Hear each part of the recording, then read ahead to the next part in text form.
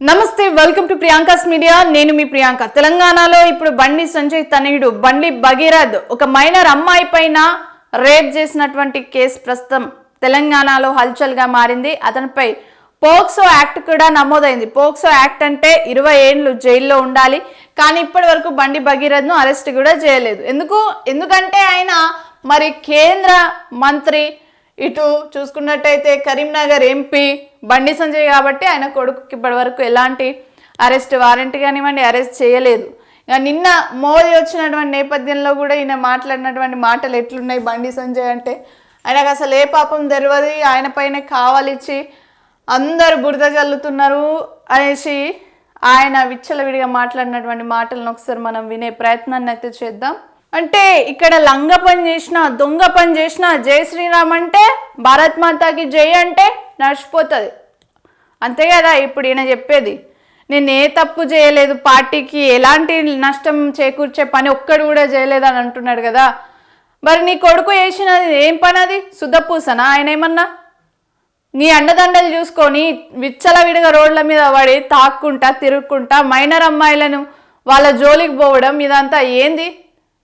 ఒక ఎంపీ స్థాయిలో ఉండి గిదేనా కొడుకుకు నేర్పింది? నోరు తెరిస్తే చాలు జై శ్రీరామ్, జై శ్రీరామ్, భారత్ మాతాకి జై, గివే. వేరే పంచాయతీలే లేవు అసలు దేశంలో.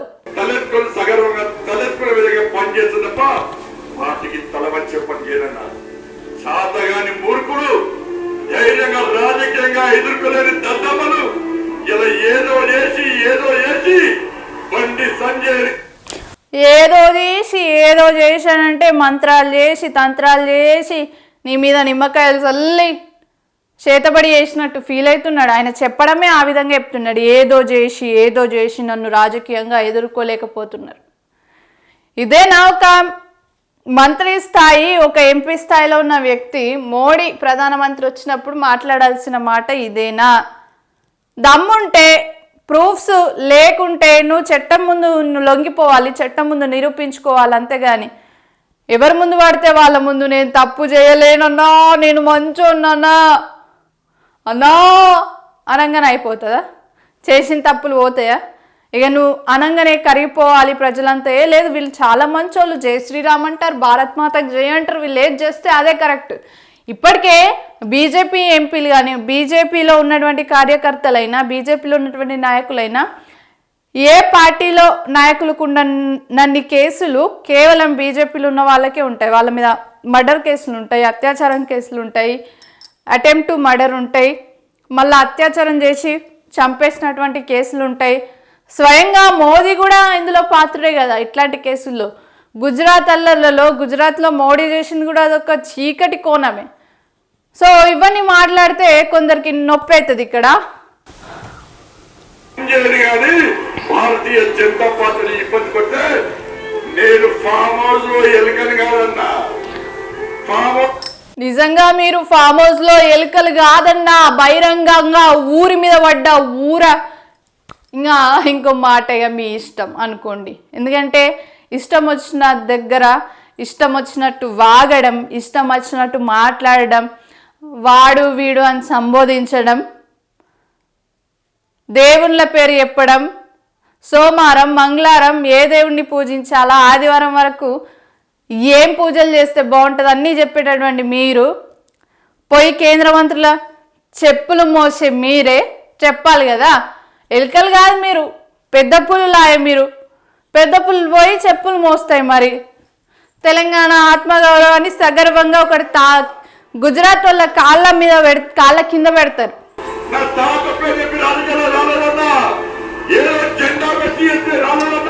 ఈయన తాతల తండ్రుల పేరు చెప్పి ఈయన రాజకీయాల్లోకి రాలే. కానీ ఈయన కొడుకు మాత్రం ఈయన అండదండలు చూసుకొని ఈయన పేరు చెప్పుకొని ఇప్పుడు చేస్తున్న పనేంది? అత్యాచారాలు చేయడం, రేపులు చేయడం, గిదే కదా వీళ్ళ కొడుకు చేస్తున్న పని. మీరు ఎవరి అండదండలతోటి రాలేదన్నా, మీ కొడుకు మాత్రం మీ అండ చూసుకొనే కదా మరి గీ తతంగం అంతా చేస్తున్నారు, గీ నిర్వాకం అంతా చేస్తున్నారు. ఇట్లున్నాయి నా మాటలు వింటుంటే.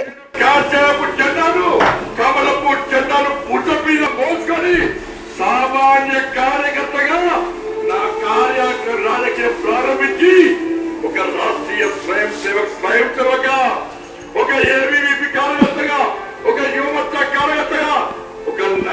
నరేంద్ర మోడీ శిష్యుడిగా భారతీయ జనతా పార్టీ కార్యకర్తగా పనిచేస్తున్నప్ప సగర్వంగా భారతీయ జనతా పార్టీ కార్యకర్త. మరి ఈ రోజు కూడా సగర్వంగానే భారతీయ జనతా పార్టీకి అంకితం చేయండి. మీ కొడుకు చేసినటువంటి ఆ అత్యాచారానికి సంబంధించిన అది కూడా డెడికేట్ చేయండి, ఆ కేసును కూడా డెడికేట్ చేయండి. అట్లనే ఆయన చేసినటువంటి తాగుడు, చిల్లర పనులు, వాళ్ళని కొట్టుడు వీళ్ళని కొట్టుడు, ఇవన్నీ కూడా కేవలం బీజేపీలో ఉన్న వాళ్ళకే చెందుతాయి. కింది నుంచి వచ్చిన వాళ్ళు పెద్దగా అయిన తర్వాత ఇట్లాంటి పనులు ఎందుకు చేస్తారు? ఒక పేరు వచ్చిన తర్వాత ఇంతటి గలీజ్ పనులు ఎందుకు చేయాలి? ఎవరు అండ చూసుకొని చేయాలి? ఇప్పుడు మీ అండ చూసుకొని మీ కొడుకు చేస్తున్నట్టే కదా. ఇట్లున్నాయి ఆయన మాటలు వింటుంటే.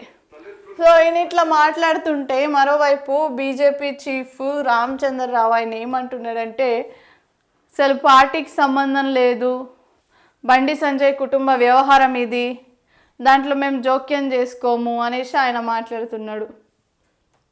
ఇది వీళ్ళ తీరు. అదే కుటుంబంలో జరిగినటువంటి ఒక ఇన్సిడెంట్ పార్టీకు ఛాన్స్ లేదు. It's legal matter. Law will take it own course of action. Bandi Sanjay గారు మా నేత, మా మినిస్టరు, ఆయనకు ఈ యొక్క దీంతో చేస్తూ సంబంధం లేదు. ఒకవేళ వాళ్ళ కుటుంబ సభ్యులు ఏమైనా ఇన్వాల్వ్ అయి ఉంటే that will be investigated by police. ఈయన ఒక లాయర్ అయ్యుండి కూడా ఈయన మాటలు ఎట్లున్నాయి? సంబంధం లేదు, కుటుంబానికి మాత్రమే తెలుసు అంటే మీ యొక్క నేత వాళ్ళ ఇంట్లో ఉన్నటువంటి కొడుకు ఇట్లాంటి పనులు చేస్తే మీ నుండి ఏం యాక్షన్ ఉండదా? సమాజం ఏం నేర్చుకోవాలి మరి? రాజకీయాల్లోకి వస్తే అరే ఏ తప్పు చేసినా చెల్లుతుంది అనేది ఒకటి నేర్చుకోవాలి సమాజం. అదే నేర్పిస్తున్నారు వీళ్ళ సంస్కృతి అదే కదా ముందు నుంచి కూడా. ఇట్లా మాట్లాడుతున్నారు అంటే తనకు సంబంధం లేదు, తన కుటుంబానికి కూడా సంబంధం లేదన్నట్టుగా ఇక్కడ రామచంద్ర మాట్లాడుతున్నటువంటి మాటలు. ఇంక ఈయన చూసుకుంటే గలీజ్ ఎంత గలీజ్ పనులు చేసిండో చూడొచ్చు. అమ్మాయిలతో తిరుక్కుంటా, అమ్మాయిలను చాలా అబ్యూజ్ చేసినటువంటి ఫోటోలు అన్నీ కూడా లీక్ అయినాయి. అవన్నీ కూడా బయటకు వచ్చినాయి. చాలా ఆధారాలు ఉన్నాయి. బండి భగీరథ్ గతంలో కూడా హాస్టల్లో తోటి విద్యార్థులను కొట్టడం జరిగింది, వాళ్ళ పైన దుర్భాషలు ఆడుతూ అవన్నీ కూడా బయటకు వచ్చినాయి. అయినా కానీ ఎవరు స్పందించారు? నిన్న మోదీ వచ్చిన నేపథ్యంలో బండి సంజయ్ కూడా మోదీ వేదిక మీద కూర్చున్నప్పుడు నా మీద బురద ఎల్లుతున్నారనే ఆరోపణలు చేస్తే మోదీ అని నవ్వి వెళ్ళిపోయారు తప్ప ఇంకేం లేదు. సో తెలంగాణ ముఖ్యమంత్రి ఇప్పటికైతే దీనిపైన సిట్టు విచారణకు ఆదేశించారు. మరి చూడాలి, రాజకీయ నేతలు కాబట్టి, వాళ్ళ పిల్లలు కాబట్టి వాళ్ళకో న్యాయం, అతి సామాన్యులకో న్యాయం ఉంటుంది మన దేశంలో. మరి బండి భగీరథ్ని అయితే ఇప్పటివరకు అరెస్ట్ చేయలేదు, చర్యలు తీసుకోలేదు. ఎవిడెన్స్ ఉన్నప్పటికీ కూడా ఎవిడెన్స్ లేని కిందికి ఉల్టా హనీ ట్రాప్ అనేసి వీళ్ళే అమ్మాయి పైన కేసు పెట్టారు. ఎవరన్నా చిన్న పిల్ల, మైనర్ గర్ల్ హనీ ట్రాప్ చేస్తుందా? ఒక కుటుంబంలో ఉన్నటువంటి పిల్ల వాళ్ళ తల్లిదండ్రుల ముందుకు వచ్చి కేసును పెట్టడం జరిగింది. సో రివర్స్లో హనీ ట్రాప్ చేశారంటూ కూడా ఇగో ఈ సుధపూస కేసును అయితే ఫైల్ చేశారు. దీన్ని ఈ గుమ్మడికాయ దొంగలు ఎవరంటే భుజాలు తడుముకున్నారు అన్నట్టు బీజేపీ అంతా భుజాలు తడుపుకొని నిజంగానే ఇది హనీ ట్రాప్, మా పిల్లగాడు అమాయకుడు అనేసి చెప్తున్నటువంటి సిచ్యువేషన్ ఉంది. సో చూడాలి మరి ఈ కేసు ఎక్కడి వరకు వెళ్తుంది.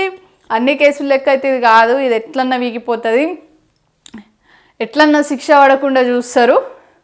ఇక ఈయన విచ్చల విడిగా రెచ్చిపోతాడు. ఇక నెక్స్ట్ కూడా ఇప్పటివరకు ఎట్లా రెచ్చిపోయిండో, గతంలో కూడా ఈయనకి సంబంధించిన వీడియోలు వచ్చినా ఆపలేడు అంతటితోటి, ఇప్పుడు కూడా అట్లనే రెచ్చిపోతాడు బండి భగీరథ్. సో ఇట్లుంది బీజేపీ వాళ్ళ కథ. సో ఇది ఇప్పటివరకు ఉన్నటువంటి updates. Please do subscribe Priyanka's media. Keep watching.